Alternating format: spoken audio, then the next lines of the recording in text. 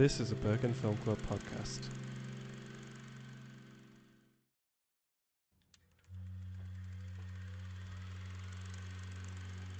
Like an old movie removed from the frame, I am floating and looking for someone to blame.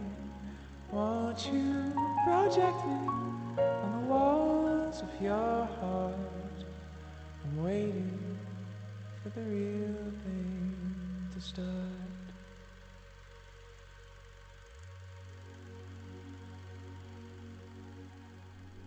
Hello, and welcome to The Real Thing.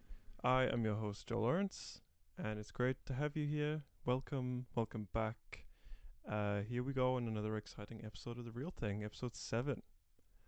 This podcast is an extension of Bergen Film Club, which is an independent cinema in Bergen, Norway. The film club's main goal is giving a voice to those who deserve it, revealing insights into unknown cultures, and showing awesome, cool, fantastic movies.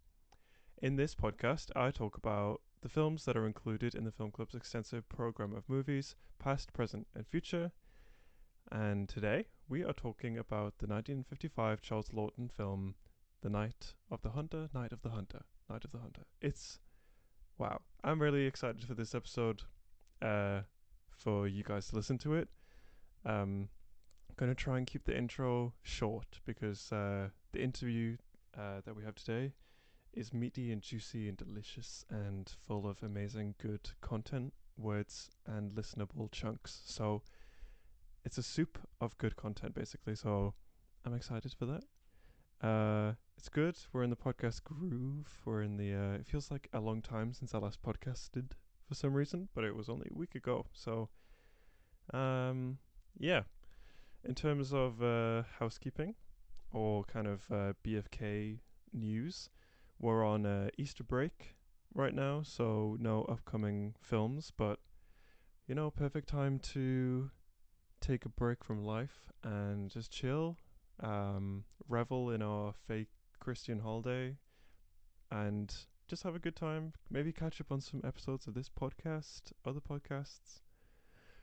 The one thing that I wanted to get off my chest before we get started, you listen to this episode right now, you're listening to it right now, not to get meta, but the intro, who is created by our wonderful collaborator, singer, songwriter, music legend, Wise John. A couple of weeks ago, he put out a new song called Atlanta, which is part of his upcoming EP, which I believe comes out in April. So definitely go check that out. I'll link it in the show notes, and I'll also link it on our Instagram, which if you don't follow is at The Real Thing Pod. And yeah, go check him out because from having created this intro and his little transitionary and the outro, which I love, the podcast would be nothing without Wise John. So go check him out if you haven't already. He's a great guy and he's a very talented musician and he makes amazing music. And I'm totally coming at this from the place of a fan because I genuinely am a very big fan of that man. So yeah, he's a Wise John with an H official on Instagram and Wise John on Spotify or whatever streaming service you use. So yeah, I'm really excited to hear that. But before we get into that, again, thank you, Wise John. And let's get into some recommendations before we get going. Like I said, I'm going to keep it nice and short on the recommendations, so I'm just going to breeze through this. In terms of podcasts, I stay listening to the ones that I've already recommended, but I think that I haven't recommended an Exactly Right Media podcast called Tenfold More Wicked. I've talked about the host of this podcast. She is Kate Winkler-Dawson, and this is how she got her podcast start, I believe, on this Tenfold More Wicked show. Essentially, she takes a historic true crime and she tells the story of it over a season on a podcast, so like 6, 7, 8 episodes. And I've learned about some really, really cool true crime cases, and you learn a lot about history. And once again, It's Kate Winkler Dawson, who is just this podcast legend, and she's such an amazing writer and storyteller. So that's what I'm listening to right now. The new season is called um,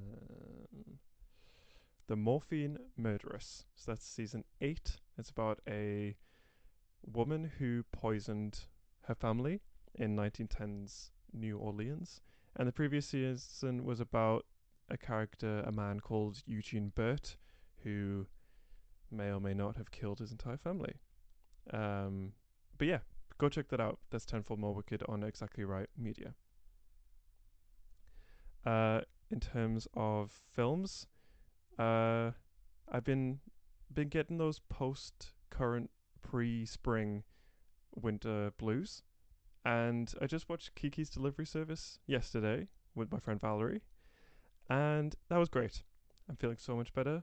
I love that film. I love Ghibli movies so much anyway, but yeah, I'm recommending Kiki's Delivery Service because it is very cozy, and I think it's all about kind of like artistic passion, and I think that you can say that the film is really about suffering from burnout and the kind of repercussions that can have when there's something that you're so passionate about, maybe you get kind of like a mental block with, and you kind of realize, who am I without my passion, without my dedication?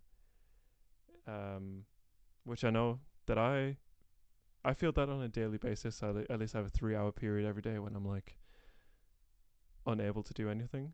But the film reminds you that everything passes, even good times, bad times, everything comes and goes, and you're not really defined by that. So it's a beautiful movie, and definitely go check that out. So yeah, so those are my little short recommendations. I'm gonna say Wise John's new EP, which comes out in April. Tenfold More Wicked, which I really recommend. That's some first class, world class podcasting from Kate Winkler Dawson and Kiki's Delivery Service. So let's jump into the past to 1955 for the film that BFK just showed a couple of weeks ago. Today we are talking about Night of the Hunter.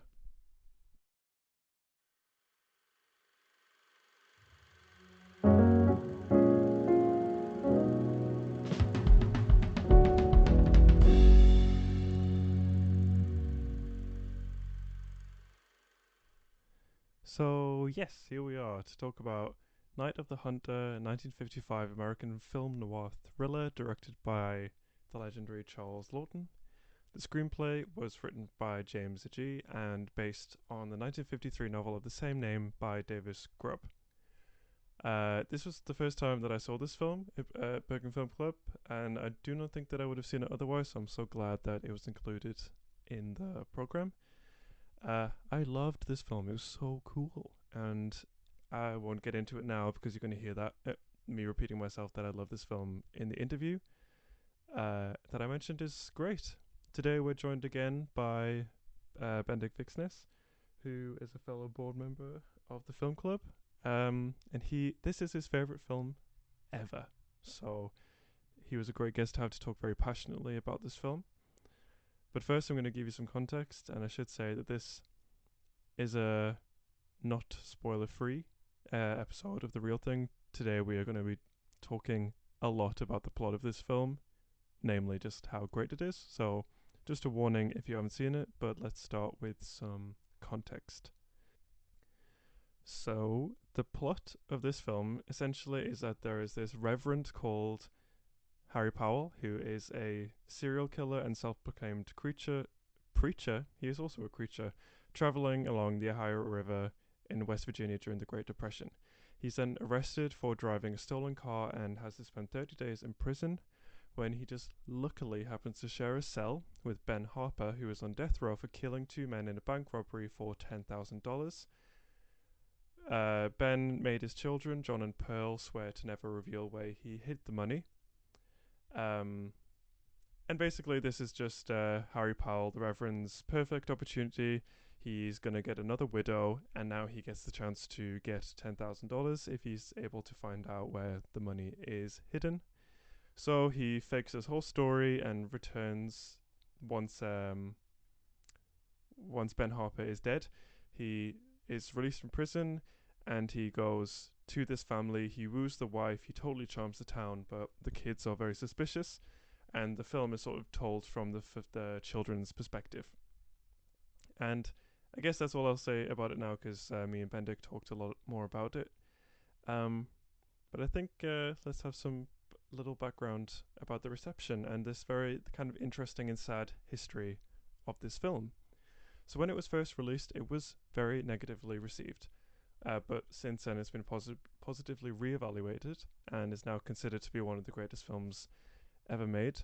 But due to the poor reception, Night of the Hunter happened to be the only film that Charles Laughton ever directed, which is very sad because, as I say, me and Bendik came to talk about it. This film is incredible. Like, it's very, very good, and I think just in the filmmaking and the directing, it's just some of the best camera work and directing and scene shooting that I've ever seen in a film, honestly. So that's really sad that it was the only film that he directed. There's just so many things happened since then. Like in 1992, the film was selected for preservation in the United States National Film Registry. An influential French film magazine, Cahiers du Cinéma, selected it in 2008 to be the second best film of all time, only behind Citizen Kane. So it's all very sad that Charles Laughton never got to see how amazing his film was. He was a British actor and one-time director. He was trained in the London Royal Academy of Dramatic Arts and first appeared on stage in 1926. And this institute has churned out many other amazing actors such as Alan Rickman, Phoebe Waller-Bridge, Matthew McFadden, and thousands more.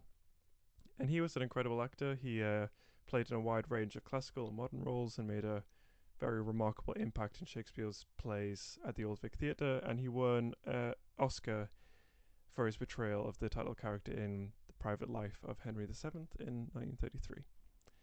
So that's a little summary of the film, and like I said, such a shame that he was so disheartened that he never made a film again. But I suppose when you make a film, you really put your heart out on the line, and just to have everyone stamp all over it, I can understand that that's a little bit disheartening.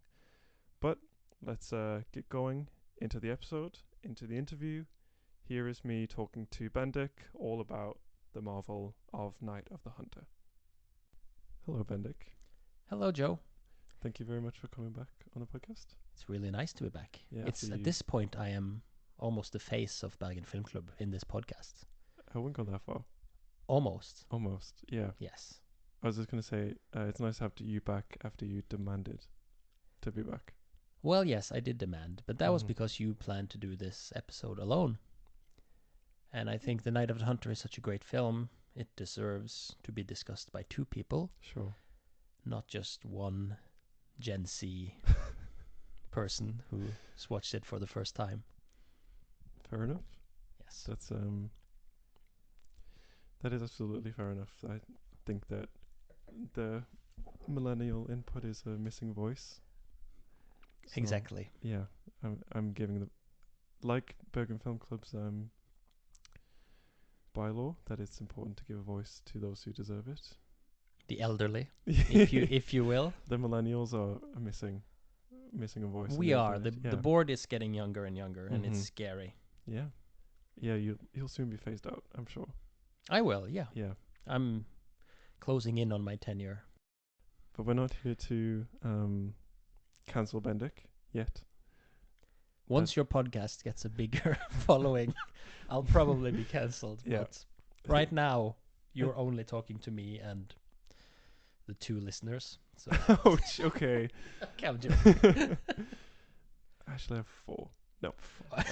We're here to talk about Night of the Hunter. We are. 1955 Charles Laughton Yes. movie. This is Bendik's favorite movie, as I've been told. You're correct. By Bendik. By me, yes. Yeah. It is my favorite movie. Why is it your favorite movie? Because it's one of those movies that just has the perfect vibe. It's a dark fairy tale horror film told through the eyes of children. And it has one of the best villains in cinema history. Yeah. If not the greatest villain in cinema history. I'm struggling Wow. to come up with anyone that can compare. I'm thinking of a lot.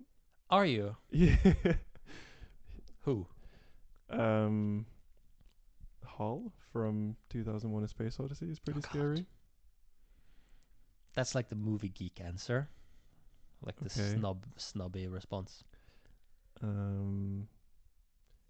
The egg from Puss in Boots 1. He's pretty scary. Okay, this is not going Yeah, where okay. I Yeah, was it was supposed to go. Mm. The fact is that Harry Powell, Reverend Harry Powell, played by the great Robert Mitchum, Mm-hmm. is one of the great cinema villains. Yes, he was very He good. is so insidious, and he's so sneaky, and so charming, and so funny, and also so scary, and so evil. And there's no line he won't cross to get his money. Yeah. Even killing children. Yeah. So far, he's only killed Widows. Yeah.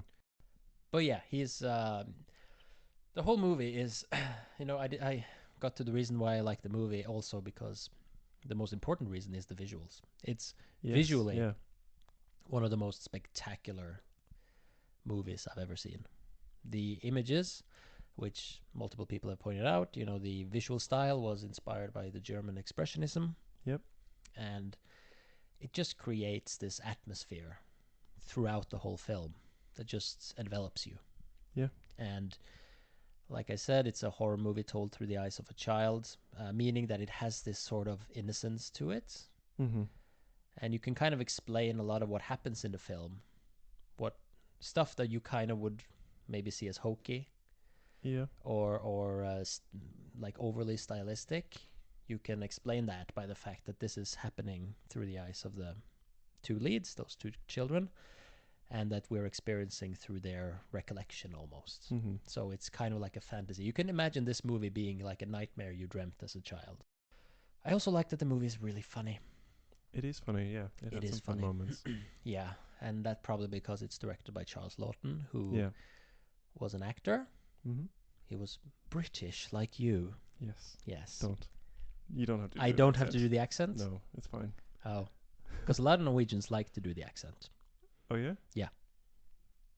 My mother likes to do that. When she goes to England, she's, oh, thank you so much. Which is cringe, I believe Carolina would have used. Yeah, to I would describe also it. say it's cringe. It's cringe, yeah. It's definitely Not just cringe. Carolina. But anyway, Mm. Charles Laughton, he was an actor. Mm-hmm. And as you probably explained in the intro, he only directed this one film. And Yeah. I checked out his filmography before this pod, and I've only seen him in one film. Oh, yeah? Yes, but he's played in like a bunch. Mm-hmm. And I've seen him in a movie called Witness for the Prosecution, directed by Billy Wilder, Mm-hmm. where he plays, I think he plays a defense attorney. Yeah. I should have checked that beforehand, but I'm pretty sure that's what he plays. And he is so good in that film. The movie is based on a play by Agatha Christie. And it has that sort of British sense of humor. And he steals the film. He's so funny. Yeah. So I imagine that a lot of the humor he brought to that role is kind of probably a lot what he was like in real life. Mm-hmm. I imagine. And then he probably brought a lot of the same humor to this Yeah. film. Because there's so many like little touches that are just brilliant. Yeah. Like one of my favorite moments is the first scene where the children are introduced to Harry Powell. He's sitting there with Pearl on his lap. Yep. And talking to the mother and this elderly couple. Walt and I forget her name for some reason. Yeah, I forget to. Yeah, the older lady. Mm-hmm. And he's doing his shtick. He's doing his spiel. Using religion and all that to kind of blind their eyes. Yep. And they're like swallowing it hook, line, and sinker. They are so fascinated by him. Yeah. And and you can tell that the old lady. I want to find out what her name is. We can't just keep calling her the old lady. Let's see here. Walt's mom. I guess. No, she has a name. Willa. No, Willa. that's not. That's the mother. Let's see here. If this becomes bad radio, you can just edit out. Yeah. Or it could be fun, like a sort of behind the scenes. Let's see here. Okay. Yeah, it's even better that you're narrating it the whole time. Exactly. Yeah, Icy Spoon. Her name is Icy. I see. Icy. Okay. Yes. It's played by Evelyn Warden. She's great, I think. Yes, she is very funny. She's really funny. Yeah. And you can tell from her look during the whole scene that she's so smitten by him. Mm-hmm. She really loves him. Yeah.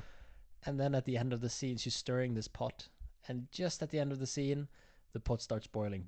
Yeah. And it's perfect comedy. Yeah. It's like, it's the kind of, like, I'm doing air quotes, like racy comedy like Hitchcock would do. Like the way Hitchcock ended North by Northwest by having Cary Grant and Eva Marie Saint climbing up into the bed and then on the train, and then he ends with a shot of the train going into a tunnel. It's the kind of like sexual disguised sexual humor, which is so funny in these old films where they couldn't show it, but some of the best directors knew how to sneak in these jokes. I really like that.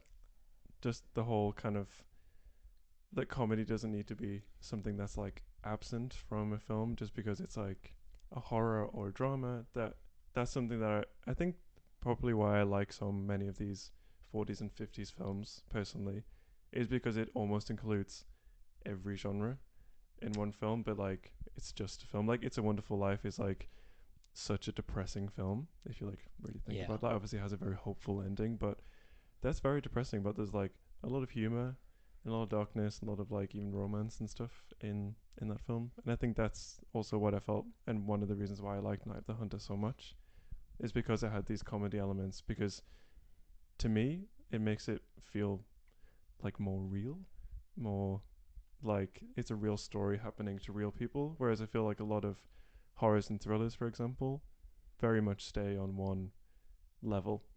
Yeah, definitely. And it's I think it's kind of it's kind of unusual for its time, the way it mixes genres. For sure. At least in the way it incorporates like more what you would call art house elements into it, making it like more of a stylistic piece. Sure.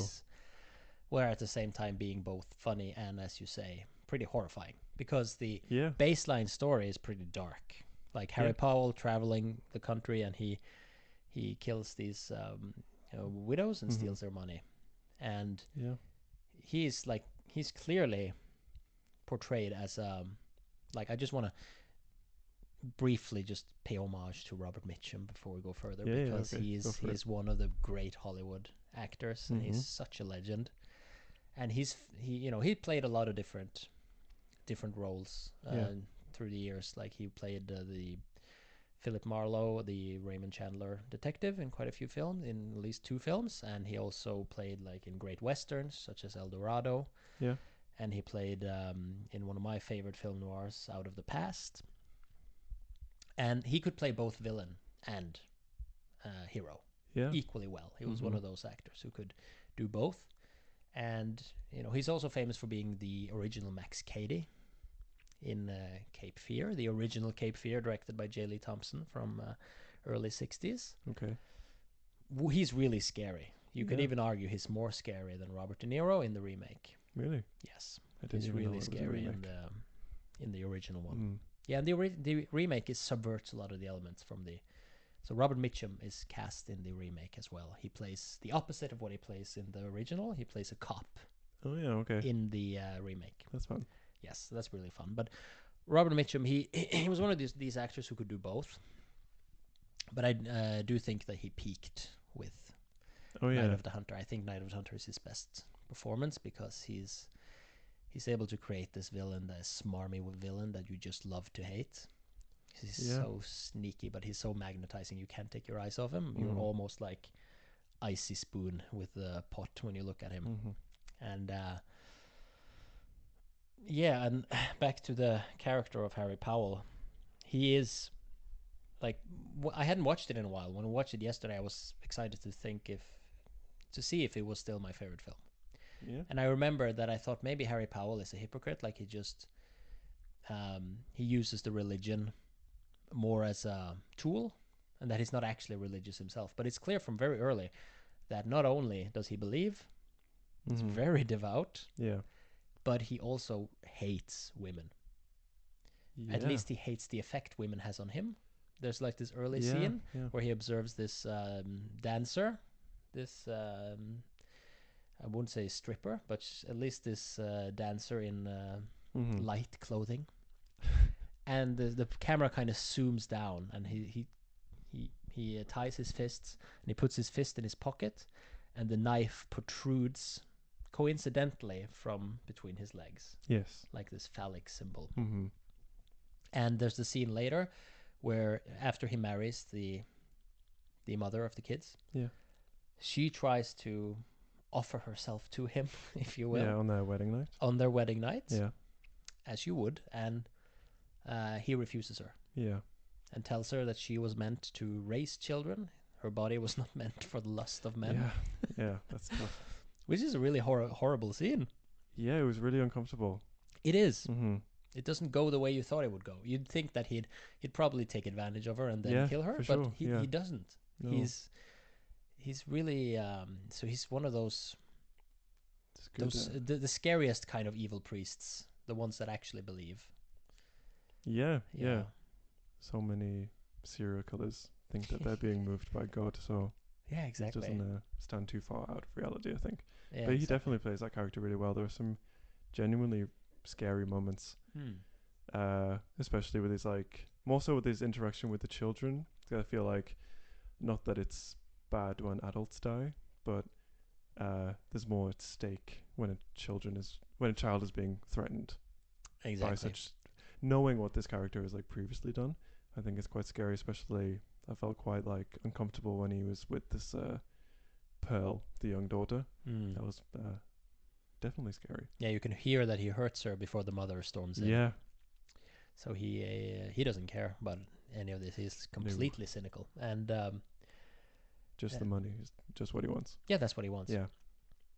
He's completely evil, and that's also one of the things that kind of surprised me about the film, given that it's from the 50s.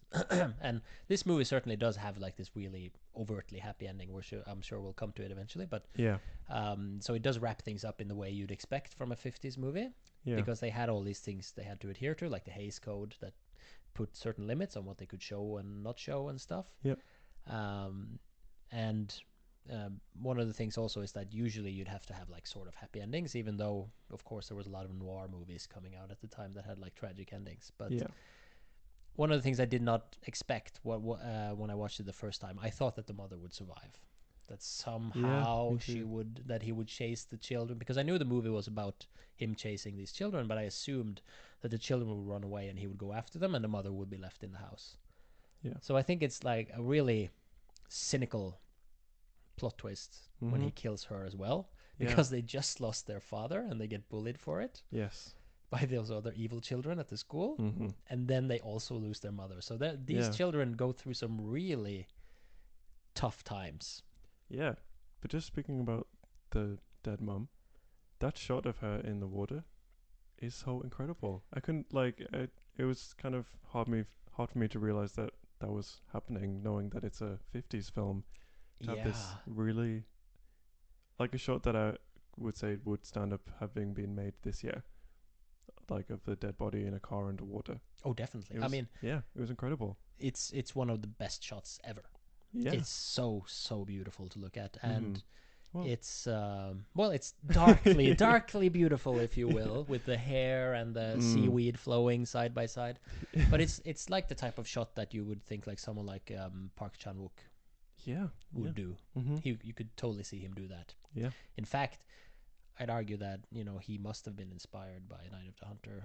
Yeah. Some of those visuals, at least what he put in Stoker and his American film.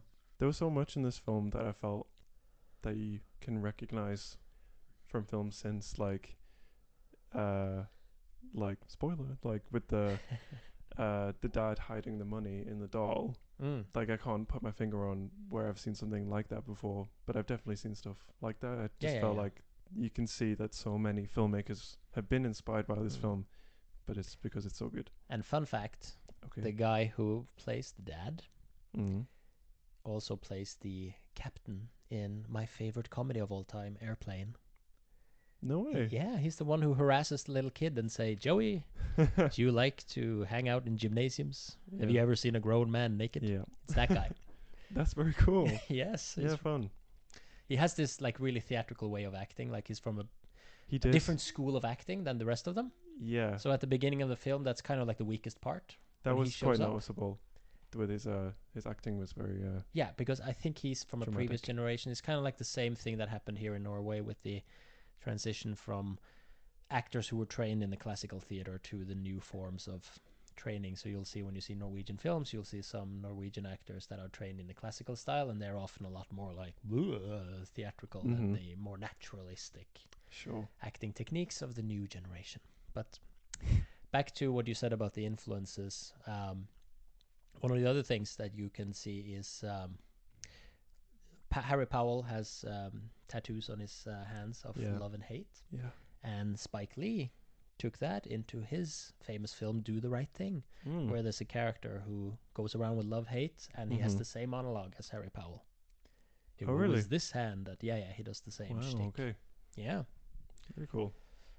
And like the director that I keep trying to put in the program that they never let me, William Friedkin.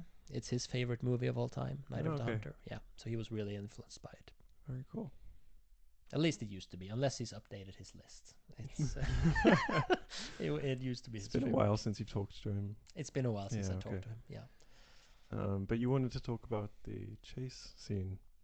Yes, we've covered the First, beautiful scene where the mother dies, which was at least partially is done practical. Yeah. At least partially they have an actress holding her breath. Yeah. In those shots. Yeah, I figured. Which means that just to achieve that one shot, he had to put her in a tank. Yeah. And like shoot it. I mean, imagine the work he had to do just to get that shot. It was incredible. And just the way his mind worked, that he was able to think like that. And you can tell that. I mean, I don't know much about his schooling, but you can tell that he loves films and has obviously seen a lot. But first, let's talk about once he's killed the mother, and you know that now these poor children are alone with him. Yeah. In the house, and he goes in there to. They have no way of escaping now. They're alone with that guy, and there's this scene in the cellar where he finally figures out that the money is in the doll. Yeah. And they thwart him, Home Alone style, by kicking over that shelf, so he gets those potatoes in his head or whatever it is. Yeah. Which is kind of funny. Like he makes this weird noise, and he's like a really pathetic creature. Once he gets subjected to any kind of pain, he's really pathetic. As serial killers often are. Yes. But then they escape, and there's this great shot when they're running up the stair, and he's chasing them. Yeah. You can see him with both his hands outstretched like a monster coming out from the darkness. And that is straight out of, again, a kid's nightmare. Like when you were a kid and you were scared to go down into the cellar, and you go quick back, at least I did. I would run up the stairs again, and that's exactly what I would picture in my mind. But then they keep running. They get no help from that alcoholic uncle. No, he just out falls for over. The count. He's out for the count. And so they escape in the boat. And as they escape, Harry almost catches them, and he releases this guttural scream. Yeah. As they kind of escape from him. Really slowly on the boat, I might add. He could probably just but he walk. probably didn't want to get his very probably nice didn't want to outfit get wet. Yeah, probably. Yeah. He wears it for the rest of the film, so yeah, he does. He probably didn't. It's probably hot and humid down there in the south. But once that kicks off, you get this wonderful, surreal, beautiful sequence of these children going down that stream, and all these wonderful shots of the starlight sky and the fauna, if you will, all the animals. Yeah, there's a lot of animals. Yeah, it's a lot of animals, which creates this fairy tale mood again. Yeah.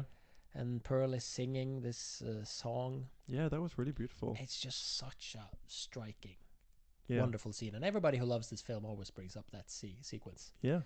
Because it's the moment where I realized that this is one of the greatest movies I've ever seen. The first time I watched it. Really? Yeah, it's just like, wow, this is so beautiful. Yeah. I think it's really accessible. If you aren't used to black and white films, this is a good place to start. Yeah, but the story is The story is so really good. easy to follow. It's Yeah. really good. It has a good, strong villain, and it's not that dated. Even though we have talked about there's some hokey elements here and there, it's pretty easy movie to follow, and it's funny, scary, all that stuff. But yeah, once we get to this sequence, we also follow like this funny sequence again with the older couple where they blame gypsies for killing a dude and stealing his horse, and then in the next shot we see Harry Powell riding on the horse. Yeah. And he's riding a pale horse, obviously. Death rides a pale horse. Oh. Yeah. And I'm not familiar with the death law. you're not familiar with the Bible? No. Yeah, because that's where my expertise come into play, because I'm from the south of Norway. Yeah. That's called the Bible Belt. Yeah. And I grew up with a lot of these congregations. Mm-hmm. Not in one, mind you. Yeah. Because my father's an atheist. Yeah. But Congregation adjacent. there was, my friends were in congregations. Mm-hmm. And I knew about some of these leaders of these congregations, and some of them, they're not as bad as Harry Powell, obviously. They don't kill children. So there's a limit they haven't crossed. Yeah. But some of them are dicks. Yeah, Some of them are Harry Powell adjacent because they're religious, but they are complete assholes. Because they only like you as long as you do exactly what they want you to do. Yeah. And Anyone they you show wanna their name? hypocrisy so easy, huh? Anyone you want to name? I don't want to name drop because I'm probably gonna No, that's narcissistically put this on my Snapchat again. Oh, yeah. That has like 1,000 followers. Yeah. But at least if one of them listens to it, and Yeah. maybe we'll, I don't know. Yeah. But some of them are really assholes. Okay. Real assholes. And I kind of had that in mind when I watched this the first time too. I kind of recognized the elements about how people around them can get so smitten with these these charismatic leaders, and just, wow, he's so great. Yeah. And when actually he's not. So that was kind of an element that I liked, and I felt like Charles Laughton almost satirizes. Yeah, I think so. He's kind of making fun of them, because at the end of the movie they're crazy. Yes. Once they know what Harry Powell is, they go crazy in the opposite direction, and they want to lynch him, and they go completely mental. Yeah. But yeah, that was my little Bible anecdote from growing up in the Childhood South. trauma. Childhood trauma from the South. Yeah. But no, we follow Harry Powell as he rides parallel, and he preaches his shit to people, and we get to see that this is like probably set during the Depression. Yeah, I guess so. Certainly feels like it, because there's a lot of starvation, a lot of hunger, and a lot of children on their own. Yeah, children on the run. And then we get another of this beautiful, beautiful sequence which you mentioned previously, where these kids they get off their boat, they go up to this silhouette of a house, and they see this bird cage. Mm-hmm. It's just a haunting sequence with music in the background. Yeah, it felt like incredibly lonely. Yes, really lonely. Yeah, because you just have the silhouette and no warmth, no way for them to enter or anything. Yeah, because I mean, obviously it's like black and white, so maybe some like contrasts wouldn't be so easy to see as if it was in color, but it's like almost all black, isn't it? It's like it's like a stark all black kind of field with this very bright white sky, I think. And just for me, it's like a lone tree and just kind of like this empty, sprawling darkness, and the children just alone in this barn. Like, it's just like incredible filmmaking for me, because just to have that scene alone just make me like feel that loneliness. Yeah. With no dialogue, with no further description or sound. It's just the image itself making me sort of realize the situation that these kids are in. I think it's really definitely incredible. Yeah. And it is. I keep bringing up this analogy that it's like a nightmare when you're a child, and I that sequence, that whole thing reminds me of like one of the few nightmares that kind of stuck with me. A nightmare I had when I was really young, and I dreamt that for some reason I'd done something I wasn't supposed to, and my father grabbed me and he threw me out the window, and I flew out the window and into a deep dark wood. Yeah. And my father has never been violent, I should say. So I don't know where that dream came from. Okay. But I remember in the dream that I was like getting my bearings in this dark woods, and I was completely alone wandering through this woods, trying to get back home and Mm-hmm. couldn't reach it.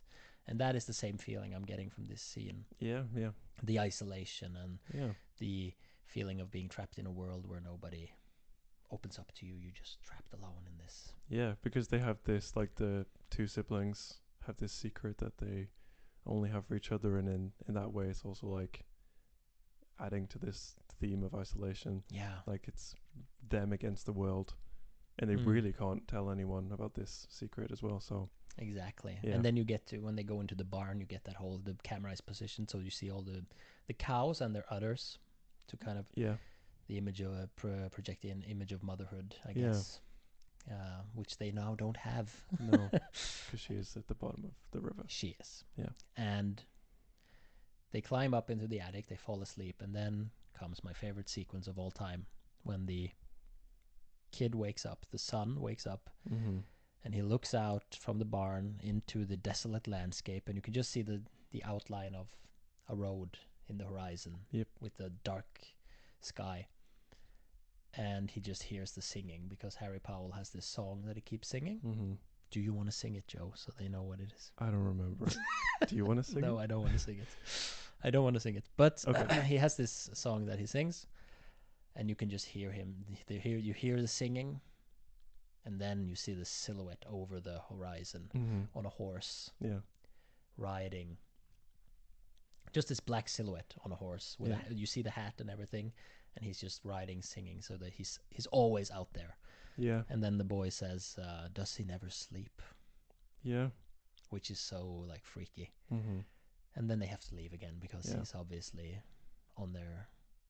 But then, Then they escape, and then we Yes. go into the last third of the film. which is like a drama, Yeah, it takes a big shift. it and takes a it's- big shift. and it's just becomes for me like a drama with slightly thrill element, but it felt like It's a Wonderful Life.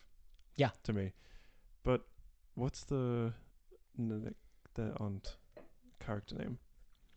I will Like find that for you momentarily. Let's see here. Ruby is the girl. Rachel? Rachel. Yeah, Rachel Rachel Cooper, Cooper. played by Lillian Gish, the great Lillian Gish. That I was smiling and just having the best time when she came in. I loved her character. Yeah. And on top of that, like so much of this film, I was just kind of thinking of it in the context of the time that it came out. She was such a cool female character to have, because there's like the icy, what's she Yeah. called? And she's like the comic relief. The mother and son are sort of like the comic relief. She's just like whatever, and the mother, very sad that she dies, obviously, is a little pathetic. This Rachel character, I just thought was so incredible. Like a single older lady who just like had fostered all of these young children who don't have homes in this kind of like ruling with an iron fist but like heart of gold way. I thought that was so incredible. I thought that was a really, really cool character to have. Yeah, she's Yeah. really cool. Yeah. And Girl boss. really girl boss. Really yeah. girl boss. Yeah, If she's you're familiar awesome. with girl boss. Was that a term? Yeah. I thought you just meant that she was a girl and she was boss. Like Girl she boss. was cool. It's But like, is this a it's Gen word. Z term It to is explain a Gen Z. It's a one word, girl boss. to explain cool women? Yeah. Okay, cool. Then she's girl boss. Yeah, she really is. And she kind of elevates the last third, because the last third, even though it gets really good towards the end, there's like a little portion where I think it loses me a little bit. I think it's a little after that great sequence where they're escaping. Now we're getting like with the teenage daughter who goes to the store and all that stuff. Yeah. It didn't engage me that much. But I liked it though, because I felt like it could have been very easily, which is a big thing in like a lot of horror and thriller, is that it skips this human element, right? But that the little girl is very little, so everything that's happening, like, she's obviously absorbing everything that's happening, Pearl, everything that's happening to her is going in, but like outwardly she's probably like 3 years old or something, so she's just very happy, just kind of like, she's so accepting of the pastor or the preacher of being her new dad, and then she's very happy that Rachel is her new mum. But for John, who's the older brother, I really enjoyed that they gave or dedicated time for him to kind of let him have a new mother figure. And obviously he's been through this really traumatic thing and had this like very hardened thing because his dad made him make this like very terrible promise that's basically made them end up in this situation. I really enjoyed that it like gave that opportunity for them to develop that relationship and him to like put his trust in an adult and again. And I thought that was really, really beautiful. I love when Harry Powell finds out where they are and he shows up and he does his spiel again. Mm-hmm. And he thinks that this Rachel, she's just like every other woman he's met. Yeah. He can easily manipulate her. Mm-hmm. And he does the love, and she doesn't even let him finish. When he starts the love-hate thing, she just immediately just interrupts him. She's just like, no. Yep. And she trusts the boy when the boy says, it's not, he ain't my dad. Mm-hmm. And she's just like, I knew it. Yep. And when Harry Powell tries to chase the boy under the porch, she comes out with a shotgun and chases him away. It's so cool. It is. I could even hear like audible gasps in the theater when we watched it last night. I wasn't expecting it, you know, like I know how women are shown in this time period, and it was really exciting to see such a girl boss character. Yeah, it's so cool. With a gun. But I just loved it. When she brought out that gun, I was like beaming. I thought it was so cool. It's really cool. Yeah. And he knows at this point that he has to. Shocked. Yeah, he's shocked. So he escapes, and there's something really you don't get to know that much about her character, but you get to know just enough that she has this kind of tragic backstory. Like lost her husband and she says something like she lost the love of her child. Oh yeah, okay. And then later there's a scene where she goes out into the mailbox.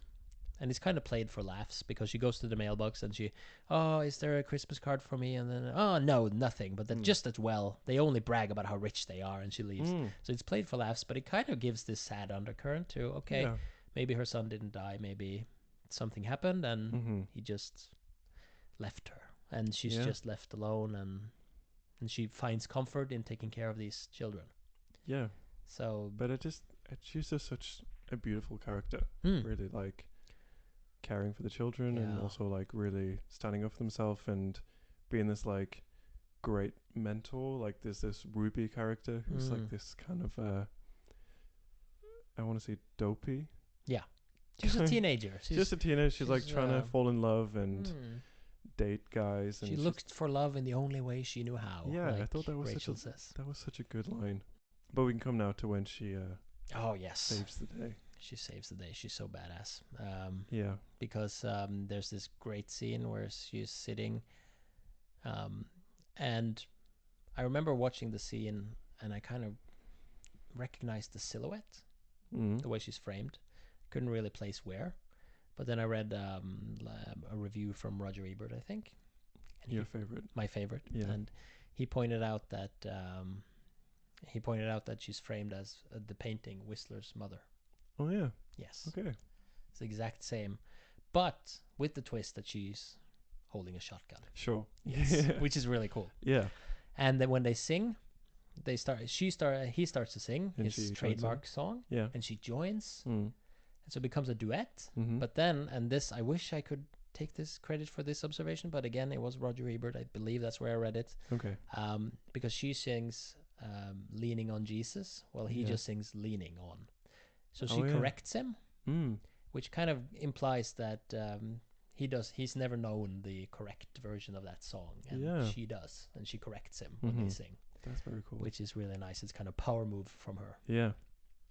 And that whole sequence is also one of the great sequences because you can see him sitting outside the window, just lurking like a wolf. And there's just this back and forth, them singing, this haunting, beautiful, beautiful visual composition. And then Ruby I think it's Ruby or someone else of the children with a light. Yes. And then when there's a candle, and when she blows out the candle, he's gone from the window. And then when she said, okay, come on, children. Then he's inside the house. He's inside the house. And she's kind of marching around with the shotgun. Keeping them in the kitchen. She's like telling them the story of Jesus, of the... something. No, when I think she tells them the story about when all of Jerusalem had to be written into this this people Oh, yeah. calculus thing. Yeah. And yeah, I can't really remember the No, I don't details of know. that I don't know story. why I I brought don't it think up. Jesus was born at that time. I think that was before Jesus was born, because I think that's why they escaped and ended up in the stables. Yeah, that's the one. Oh. They're telling like Yes. them escaping because the king knew that the next king of kings was gonna dethrone him or whatever. Exactly. So yeah. So She yeah, tells that I story, do which know. is appropriate because it's almost Christmas in Yeah. the movie. Mm-hmm. And then you hear the voice of Harry Powell again, and we see a cat coming down the stairs. Yes. And then that's what happens. Harry Powell steps on the cat. Mm-hmm. So he reveals his position, and she shoots him. Yep. And then he immediately transforms back into that scared, pathetic animal that he's been shown to be previously. He just runs out into the barn, just and it just takes all air out of the character. Yeah. It's the same move that I guess Tarantino uses in Death Proof when Kurt Russell at the end gets beaten up by these girls. He starts to cry, and he just becomes like this totally pathetic character. Once he previously was a pretty cool villain. Yeah. And it's the same in this one, in Night of the Hunter. Yeah. He just falls from his throne and becomes this pathetic animal hiding in the barn. And I like that line when she calls the police, and then they're like, "Why didn't you call us sooner?" And she's like, "I didn't want you tracking mud in my house." Yeah. Or something like. I thought that was. It's so cool. Yeah. And then she tells them to mind where they're shooting because they're children here, implying she just wants them to Take kill him. Yeah. And then we get the scene where the boy John gets re-traumatized as they arrest Harry, and he has the same. He says the same lines as when his father gets arrested. yes, Yeah. exactly the same. Don't. Which when I watched it the first time, I didn't really understand that, but now I kind of just interpret it as him just being re-traumatized. But I still think it's a little bit weird because he doesn't have the relationship with Harry Powell as with his father, you would assume. But I guess he's watching the same thing happen, so. Yeah, that's probably why. Yeah. And then he doesn't want to ID him, probably because he doesn't want to partake in any of this. He doesn't want to be a part of them hanging Harry Powell. He just wants to get out of this hole because he has no trust in adults at this point, except for Rachel. Yeah. So and that's when we get the return of the great Icy character. Yeah, when she's hang him. Yeah. And they're pitchforks, and they just, there's the children, and they go mad. Yeah. And Rachel just takes these children away back to the safety of her house. Yeah. And then we get the kind of It's a Wonderful Life sequence at the end. Everyone getting Christmas presents and and the nice little cute little detail when he doesn't have a Christmas present for her, so he goes out and he gets the apple. Yeah. And he just makes a sort of thing out of a cloth. Yeah. Which is really nice. That's like what kids would do. And and we get that beautiful speech at the end. Yeah. Kids, they abide and they endure. Yeah. Which is really nice. They're the best of us. They're the best of us, yeah. Oh, such a good movie. I got goosebumps now that we went through the ending again. Great movie. It is a great movie. Yeah. It's such a shame he didn't make any. Can you imagine what he would have made? I know, it's so sad. This was his first movie. What a strong debut. I know. I wonder why people didn't like it. Oh, I know why, I think. I mean, not only is it really like pushing boundaries with its content, but it also satirizes religion, or at least the way people follow. Yeah. Because it is a religious movie, because they do introduce this Rachel character who also is Christian. But that was like fun. So it kind of it's a fun Christianity. So it redeems the religious aspect by introducing her. It's just like nice stories. Yes, but it still kind of shows how easily people are misled, and almost like a microcosm of the U.S. How easy people can get seduced into these very easily crazy charismatic people. Yep. So I guess people didn't like that. It stands out from a lot of the fare that come out. This was around the time where people started to experiment and started to becoming a little bit more brave. Like you had I think in the same year as this one, you had Robert Aldrich came out with Kiss Me Deadly, which is another like a film noir that basically becomes the first neo noir because it destroys whatever that came before by being completely insane. Okay. And taking the genre in completely new direction. So this was around the time where people started to experiment, but mostly it was still pretty safe fare. And Night of the Hunter is not safe fare. Yeah. Oh well. But it is great. Then I guess everyone tonight should go and pray to Charles Laughton's ghost in heaven. Yes. And hope that he receives the message that we all love his film. Yeah, and pray to Robert Mitchum as well. Yeah. Because he gave us this. He gave us all these great characters, but he gave us this great villain. Yeah. And he didn't have in his he lived up into the mid 90s. Oh really? Yeah, he did. He was the have you watched Tombstone? No. One of the cool early 90s westerns with Kurt Russell and Val Kilmer.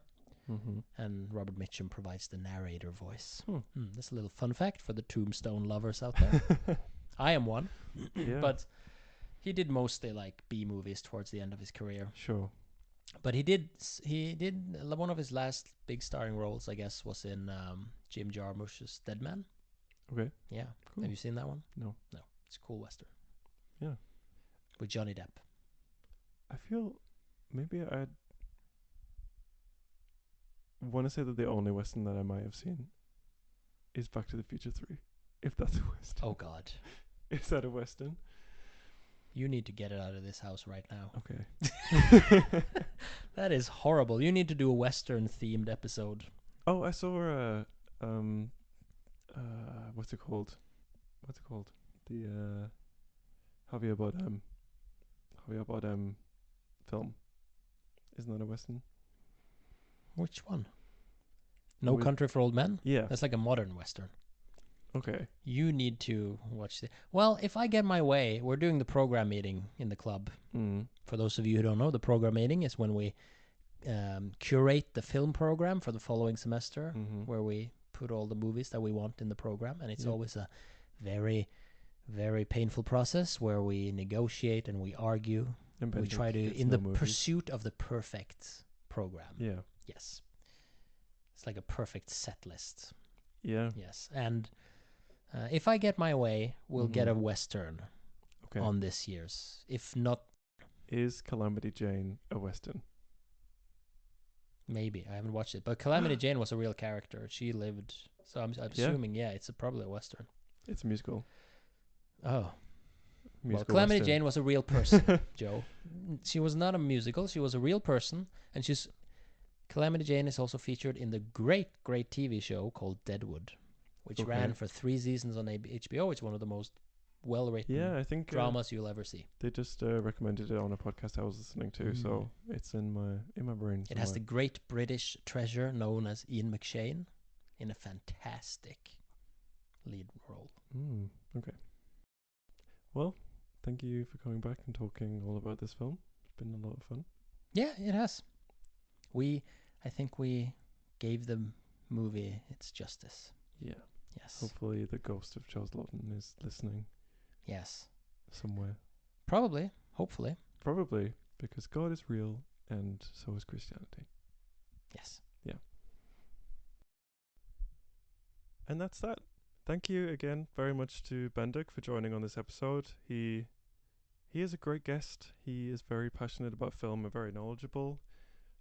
So I'd love to have him back, and it was very fun. So thanks for that. And it was very fun to talk about this film. I didn't really realize how much I liked it until we were like really talking about it, and that's very cool. But to finish, as I keep forgetting, we have some mixed Letterboxd reviews to close the episode. So here are some 5-star reviews from Shane McAvoy. Imagine making one movie and it's the best movie, and that's so true. From Nia Ching, a 5-star review. Flawless movie, but Kevin McAllister from Home Alone would wipe the floor with this guy, and that's pretty darn true. And you know what? I'm not even going to do the half-star reviews because the points that they made was stupid. Like, it gave them a headache, stereotypical portrayal of Southerners. Yeah. But that's that. Thank you very much for listening. Next week we have a bit of a special episode. The Rabisk Film Festival is happening in Bergen in a couple of weeks, and we are going to be blessed by 2 of the board members from that film festival to talk to us all about our film and how to put together a film festival and all of that exciting stuff. So you have that to look forward to. I'm very excited for that. But thank you very much for listening. This has been The Real Thing. I have been Joe Lawrence, your host. Thank you, and goodbye.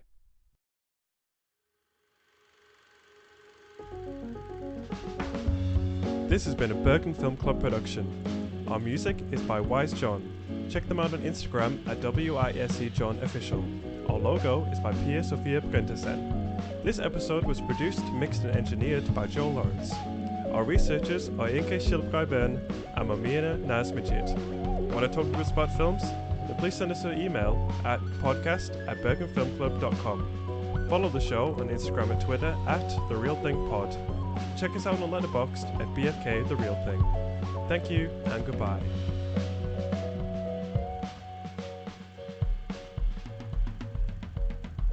Listen, follow, leave us a review on Spotify, Apple Podcasts, Amazon Podcasts, or wherever it is that you get your podcasts.